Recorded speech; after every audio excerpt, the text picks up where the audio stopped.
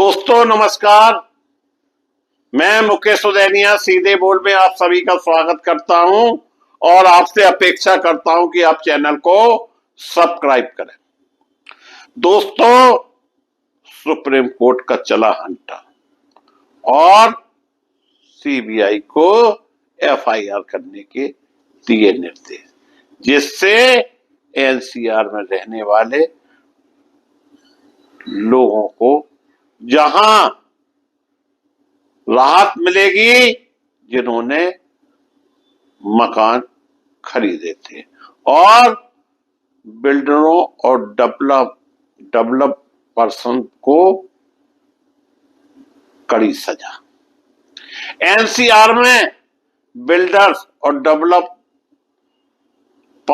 द्वारा ठगे गए वित्तीय संस्थान द्वारा उनके खिलाफ की गई जबरदस्ती की कार्रवाई से और भी ज्यादा विदित सैकड़ों घर खरीदारों ने राहत की गुहार लगाते हुए सुप्रीम कोर्ट का रुख किया था।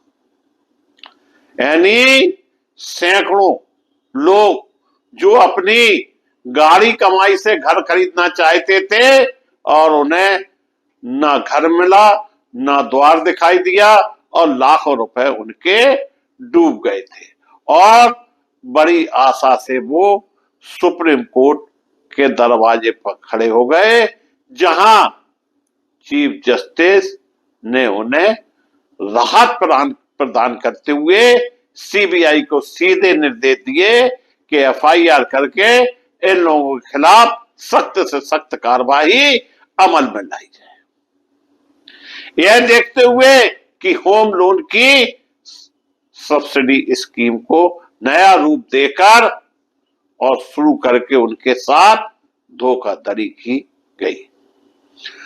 कोर्ट ने अप्रैल में सीबीआई को प्रारंभिक जांच शुरू करने के निर्देश दिए थे। तदनुसार एजेंसी ने 3 महीने के भीतर 6 मामलों में अपनी जांच पूरी की और न्यायालय के समक्ष स्थिति की रिपोर्ट प्रस्तुत की। एजेंसी ने कहा कि सीबीआई द्वारा प्रस्तुत स्थिति रिपोर्ट के अवलोकन के बाद सर्वोच्च न्यायालय ने सीबीआई को एनसीआर क्षेत्र के विभिन्न बिल्डरों और वित्तीय संस्थानों के अज्ञात अधिकारियों के खिलाफ 22 नियमित मामले दर्ज करने के निर्देश दिए। एजेंसी ने आगे बताया कि ये छापे दिल्ली, गुरुग्राम, नोएडा, ग्रेट नोएडा और गाजियाबाद में मारे गए। सुपरटेक के खिलाफ एफआईआर में एजेंसी ने आरोप लगाया कि बिल्डरों ने बैंकों, वित्तीय संस्थाओं के साथ मिली भगत करके अपनी 9 आवासीय परियोजनाओं की बिक्री के लिए सब्सिडी योजना तैयार की, जिसमें कहा गया कि आवासीय इकाई के कब्जे की डिलीवरी तक कोई भी प्री ईएमआई नहीं, जिससे घर खरीदारों को आवासीय इकाइयां की बुकिंग खरीद के लिए लुभाया गया।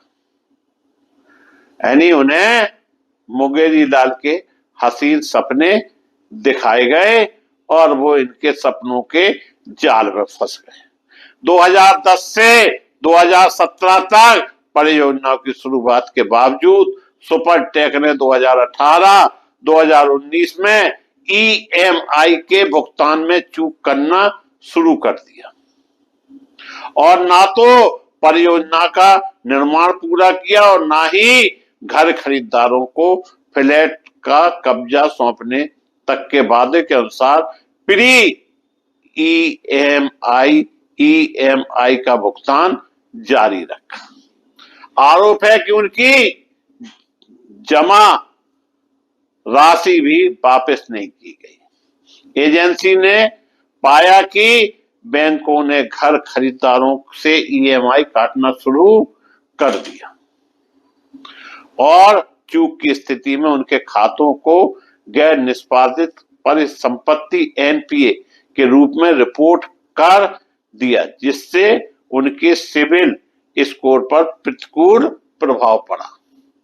मामले के आरोपियों ने तत्कालीन Indian Bank, ICICI Bank, Indiabulls Housing Finance Limited, HDFC Housing Finance Limited, PNB Housing Finance, India Infoline Housing Finance, L and D Housing Finance और आदित्य बिरला हाउसिंग फाइनेंस के अज्ञात अधिकारियों शामिल हैं।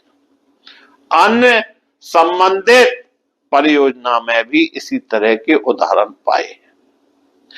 विभिन्न एफआईआर में भारतीय स्टेट बैंक, पूर्व में State Bank of Travancore, UCO Bank, Reliance Housing Finance Limited, Axis Bank, Tata Capital Housing Finance, Dewan Housing Finance Limited, Central Bank of India, Samman Capital Limited और पंजाब नेशनल बैंक जैसे बैंकों और वित्तीय संस्थाओं के अज्ञात अधिकारियों की भूमिका की भी एजेंसी द्वारा जांच की जाएगी।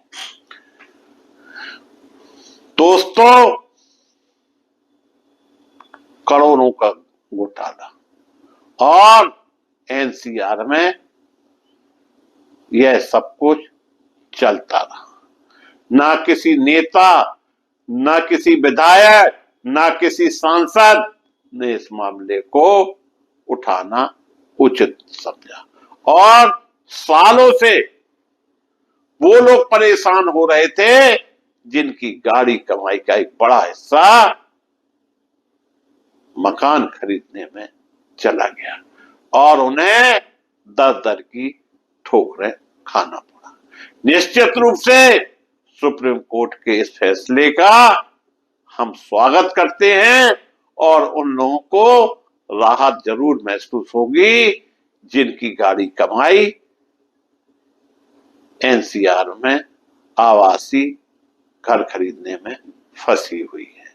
और यह सब जांच का विषय है। इस जांच के उपरांत कौन दोषी है, कौन दोषी नहीं है, यह सब न्यायालय डिसाइड करेगा। मैं मुकेश उदैनिया पुनः आप सभी को धन्यवाद देता हुआ अपनी बात समाप्त करता हूं।